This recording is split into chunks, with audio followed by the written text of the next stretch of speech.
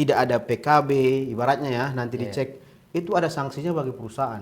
Nah, kalau CNN ini, kalau yang kita baca, dia memotong gaji karyawan sepihak. Apa alasan dia? Kalau tidak membayar gaji, ya, kalau gajinya dibayar setengah-setengah ataupun dipotong, itu menurut Undang-Undang Kerjaan itu tidak membayar gaji. Karena gaji itu adalah gaji yang sesuai dengan yang diperjanjikan.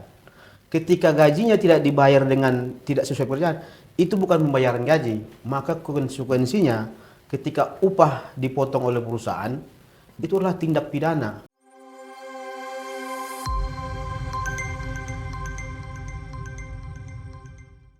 Kembali lagi dengan program Cerdas Hukum bersama saya Mufid. Kali ini kita akan membahas persoalan pemutusan hubungan kerja secara sepihak oleh perusahaan.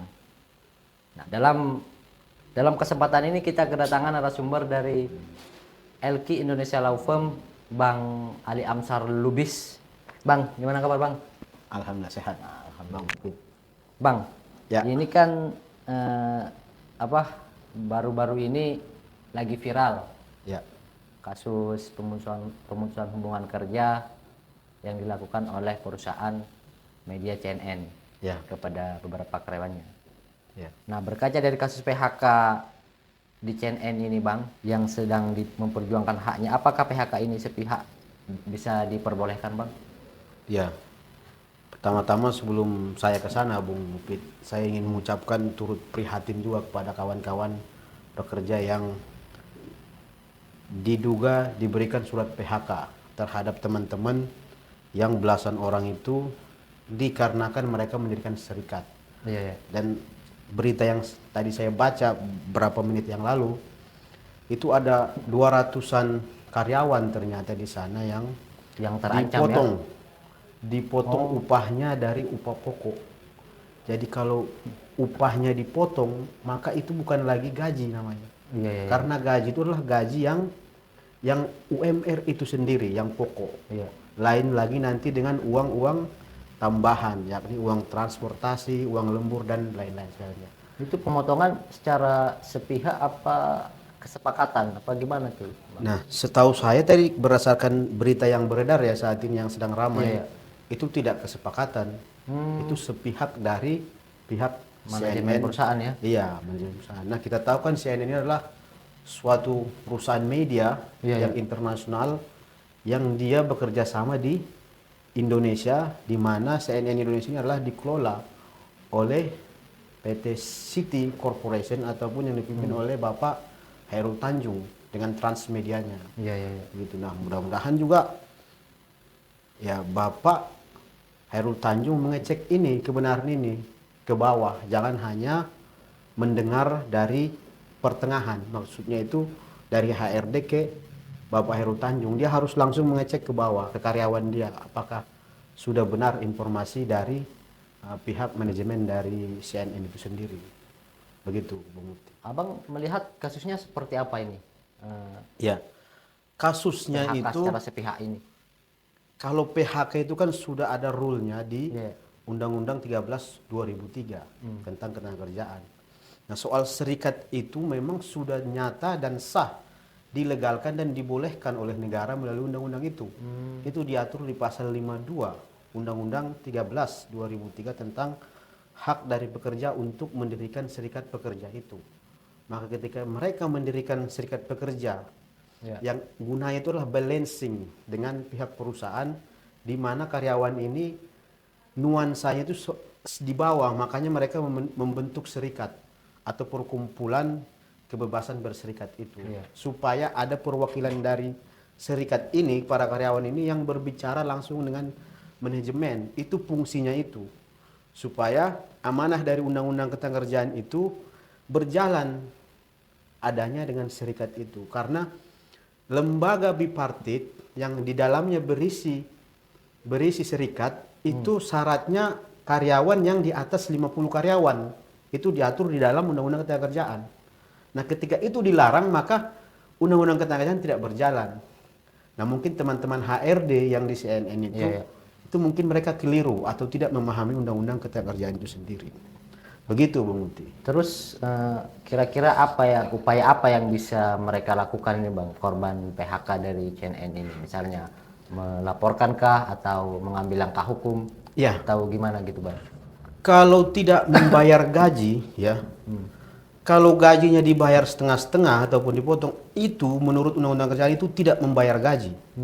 Karena gaji itu adalah gaji yang sesuai dengan yang diperjanjikan.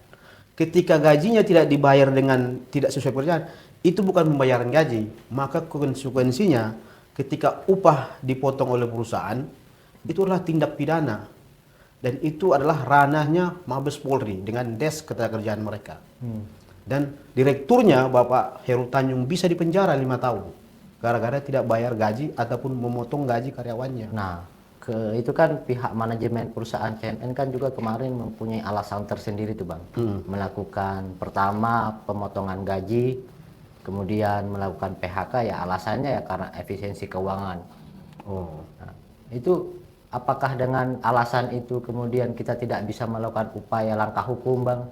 Atau memang kita punya hak untuk membuktikan secara ya diaudit secara independen gitu? Atau gimana Bang? Ya, di dalam Undang-Undang 13 Ketenagakerjaan itu ya, itu sudah jelas kalau alasan dari pihak perusahaan itu efisiensi, dia harus membuktikan audit keuangan dia secara 2 tahun berturut-turut, dan itu harus diaudit oleh KAP atau Kantor Audit Akuntan Publik. Begitu Bu Mufti. Dan itu adalah untuk alasan PHK. Ya. Jadi alasan PHK di Undang-Undang Ketenagakerjaan itu berbagai-bagai tipe. Ya kan? Ada karena COVID ataupun force majeure. Dan itu pesangonnya diatur di situ secara rinci. Dia kerjanya karyawannya berapa tahun dan dia akan dapat 3 komponen gaji nanti di Undang-Undang Kerjaan itu. Baik upah, penghargaan hak, upah dan lain-lainnya lah. Upah semuanya. Dan ada karena efisiensi, ada karena dia kepailitan, pailit tutup, ada karena huru-hara, macam-macam alasan-alasan dilakukan PHK. Tapi kalau karyawannya tidak setuju, maka PHK itu tidak pernah sah. Harus disahkan di Pengadilan Hubungan Industrial. Begitu. Jadi untuk langkah-langkahnya sebetulnya sudah ada relnya diberikan undang-undang. Dan dia tidak boleh keluar dari rel itu. Nah, ketika ada perselisihan antara pihak CNN dengan karyawan, itu maka langkah yang pertama dilakukan adalah proses bipartit. Oh, bipartit itu ya Bang? Iya, itu paling awal. Bipartit itu sudah diatur tata caranya dalam Permen Ketenagakerjaan, Permenaker. Iya, benar-benar. Di sana diatur tata caranya adalah pihak perwakilan dari para karyawan itu atau pimpinan dari serikat itu akan berbicara langsung dua pihak dengan perusahaan. Di sana akan ditulis keinginan-keinginannya, dibentuklah risalah bipartit itu. Di situ dituangkan apakah ini sepakat atau tidak. Kalau sepakat maka selesai di situ. Kalau tidak sepakat ditulis di risalah itu. Antara dua belah pihak ini salah satunya nggak sepakat ya. Risalah inilah dibawa ke Disnaker. Namanya tripartit. Tripartit itu 3. Pemerintah, karyawan, dan perusahaan. 3 orang itu akan dimediasikan di situ. Kalau di situ pun akan dibentuk risalahnya juga hasil dari itu. Nah, kalau di situ tidak juga selesai, ini ranah perdatanya, maka akan dibawalah ke pengadilan. Pengadilan Hubungan Industrial di Pengadilan Negeri Jakarta Pusat. Ya, Bang? Nah, disitulah hak-hak itu kalau memang hak keperdataan yang dituntut. Tapi kalau hak pidana yang dituntut itu bisa langsung melaporkan ke Mabes Polri. Dan di Polda Metro Jaya pun terbuka adanya pos Des Ketenagakerjaan mengenai tindak pidana ketenagakerjaan. Itu perusahaan bisa kena sanksi ya Bang? Bisa kena kalau sanksi. Misalnya terbukti ya melakukan PHK dengan alasan yang tidak seharusnya. Iya, bisa kena sanksi. Itu diatur dalam undang-undang ya Bang? Itu Betul. bisa dijelaskan Bang? Iya, jadi indikasi-indikasi kesalahan perusahaan itu banyak ketika nanti ditelusuri. Baik dia tidak menerbitkan peraturan perusahaan, tidak ada PKB, ibaratnya ya, nanti dicek, itu ada sanksinya bagi perusahaan. Nah, kalau CNN ini, kalau yang kita baca, dia memotong gaji karyawan sepihak. Apa alasan dia? Sementara dunia media lagi booming-boomingnya, nggak bisa dikatakan dia lagi bangkrut atau penurunan. Ini zamannya zaman media teknologi lah ya. elektronik. Harusnya pendapatan tinggi. Gitu. Jangan-jangan kan? Iya. Kan ada perusahaan lain itu, contoh ya ini Ada saya juga nggak bilang perusahaannya tanda kutip pimpinannya nakal lah ya, ngambilin Bang. duit dari rekening perusahaan. Ada juga itu, Bang. Ada yang Itu terjadi. Abang pernah menangani kasus seperti Pernah itu? menangani itu. Kasus koperasi 5 Garuda yang saya laporkan di Tapi Polda Metro alasannya Jaya. ke karyawan lagi efisiensi Lah keuangan. esensi, tahu-tahu dia ngambil duit dari rekening. Setelah diaudit, Ternyata diambil oleh pimpinannya, foundernya. Sering terjadi itu. terus Nah, gimana? saya tuh? nggak menuduh CNN begitu. Iya, iya. Ya kan? Itulah Dugaan gunanya praduga tak bersalah kan. kantor akuntan publik yang jujur ya, karena Iya, kantor independen akuntan lah. publik pun banyak juga yang cincai, Iya. yang kotor. Bisa diintervensi sama Iya. pihak perusahaan. Iya. Iya. Dia harus cek bener gitu. Nah, terus terutama kan banyak juga itu Bang perusahaan yang melakukan PHK Iya. sebelum kontrak kita habis. Kan ada juga itu perusahaan seperti itu. Iya. Nah, itu gimana itu undang-undang mengaturnya, Bang? Nah, kalau yang berkontrak itu kan namanya PKWT, Ah. perjanjian kerja waktu tertentu. Iya. Jadi waktu dia bekerja itu sudah ada waktunya, time-nya. Ada juga yang PKWTT, perjanjian kerja waktu tidak tertentu, yang dia akan namanya disebut pegawai tetap lah, yang Iya, iya. kontrak.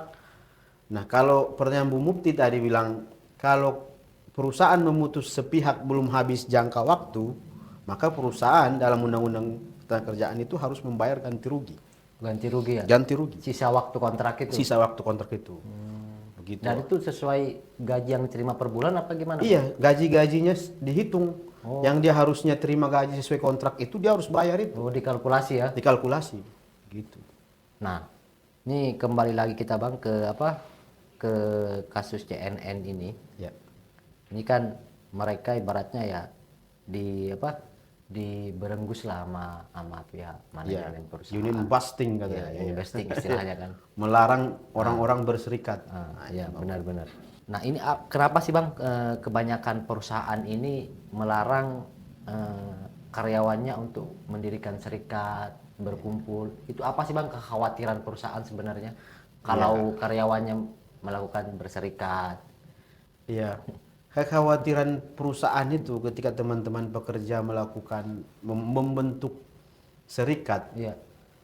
salah satunya adalah perusahaan itu akan takut akan kekuatan tenaga. Karena ketika banyak masyarakat berkumpul, itu daya dorongannya akan kuat. Yang diucapkan dia itu akan kuat. Nah, itulah yang ditakutkan perusahaan. Dia takut yang awalnya posisi dia di atas, Iya. dia akan ke bawah karena dia nggak mau didikte oleh ini pekerja. Iya, iya. Itulah oknum-oknum pemimpin perusahaan yang melakukan itu dengan etikat tidak baik, gitu. Tapi ada juga perusahaan-perusahaan yang good governance, maksudnya yang menerapkan peraturan perusahaan yang baik, itu tidak menakutkan pendirian serikat pekerja itu. Nah, terus berapa besar sih Bang peluangnya ketika karyawan yang berserikat ini melaporkan perusahaan yang melarang union busting ini? Ini seberapa besar peluangnya untuk diproses hukum Bang perusahaan? Iya, kalau PHK ataupun pelarangan union busting itu ya, itu kemenangan dari karyawan itu besar. Karena alasan PHK, karena karyawan mendirikan serikat kerja itu tidak dibolehkan oleh undang-undang. Yang dibolehkan oleh undang-undang itu hanya alasan-alasan tertentu yang telah diatur di dalam Undang-Undang 13 2003 tentang ketenagakerjaan, di mana di sana ada efisiensi, kepailitan, karena force major. Hanya beberapa itu aja yang dibolehkan. Nah, untuk di PHK gara-gara mendirikan serikat itu tidak pernah ada, dan potensi kemenangan pekerja itu sangat besar Sangat besar ya Bang. untuk dibawa ke ranah hukum. Karena itu emang dilarang di undang-undang ya, Itu dilarang, dan pemotongan gaji secara sepihak pun itulah tindak pidana. begitu, dan itu tidak dibenarkan oleh undang-undang. Karena undang-undang kita, undang-undang kerjaan itu sangat melindungi hak-hak pekerja. Walaupun dia telah diganti dengan Undang-Undang Cipta Kerja dan permen-permennya, Undang-Undang 13 2003 ini masih tetap akan hidup. Tetap berlaku Dia ya? tetap berlaku, hanya beberapa pasal yang diganti. Mengenai pesangon-pesangonnya aja yang Oh ya, ya. dikurang-kurangi di Undang-Undang Cipta Kerja begitu. Dirubah lah ya bang. Tetap yang utama itu Undang-Undang 13 Tapi 2003. pernah bang, pernah menangani menangani kasus yang seperti sekarang ini. Saya Misalnya sudah ada karyawan yang mendirikan serikat Iya. pekerja, kemudian diancam dengan melakukan PHK. sudah pernah. Pernah bang? Pernah. Saya sudah 7 kali menangani perkara ketenagakerjaan dan saya selalu di pihak pekerja. Oh, Dan ya alhamdulillah atas izin Tuhan itu saya selalu menang. selalu menang bang. Baik perusahaan-perusahaan besar, grup, beberapa bulan lalu lah. Salah satu perusahaan grup plywood terbesar di Indonesia itu saya kalahkan. Dan dia melawan sampai di mahkamah pun saya kalahkan dia. Itu prosesnya rumit nggak bang? Kalau menurut abang? Kalau rumit pasti rumit. Kalau di perdatanya, tapi kalau pidananya ada, maka itulah wewenang polisi untuk menangkap. Kalau ada pidananya. Iya, iya. Begitu. Ya, Gitu. menarik juga ini kan ngobrol soal Ya. soal ketenagakerjaan sama Bang Ali. Apalagi Bang Ali kan emang spesialisnya di situ ya Bang. Iya, Dan udah saya. beberapa kali menangani kasus-kasus korban PHK ya Bang. Betul. Dan itu dimenangkan semua. Dimenangkan dan dibayar. Dan dibayar. pesangonnya pun. Dan dibayar lagi. Iya, dibayar. Iya. Dibayar lah perusahaan. Itulah dia tadi diskusi kita persoalan ketenagakerjaan di Indonesia yang masih banyak perusahaan yang melakukan PHK secara sepihak yang membuat para pekerja selain kehilangan kerjaan dan juga kehilangan hak-haknya.